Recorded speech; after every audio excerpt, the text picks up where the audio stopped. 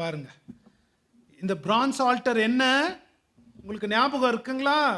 கர்த்தருடைய சந்நிதிக்கு போறதுக்கு ஒரே சாதனமாக ஆண்டவர் வச்சது தகன பலியை கொடுத்துட்டு இயேசுவை காட்டுறது. அது இயேசுடைய பணியை காட்டுறது. அது ஆண்டவர்கிட்ட நீ வரணும்னா தகன பலியை கொடுத்துட்டு தான் ஆண்டவருடைய சந்நிதியில் வர முடியும். அது ஆலயத்துக்கு நடுவில் வச்சார். அதை கடந்து தான் நீ கடவுள்கிட்ட போக முடியும், இல்லைன்னா வரவே முடியாதுன்னு வச்சார்.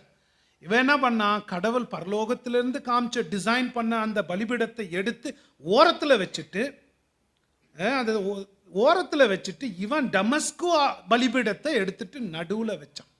ஏன் வச்சான்னு 2 கிரானிக்கல்ஸ் 2 நாளாகமம் 28:23 என்ன சொல்லுதுன்னா, இந்த பலிபீடத்தில் பலி செலுத்தினதுனால தான் சிரியருங்க எப்போ பாரு ஜெயிக்கிறாங்களாம். அவங்க ஜெயிக்கிறதுனால, வெற்றி வர்றதுனால நம்மளும் டமஸ்கு பலிபீடத்தை வைக்கணும் அப்படின்னு வச்சான்.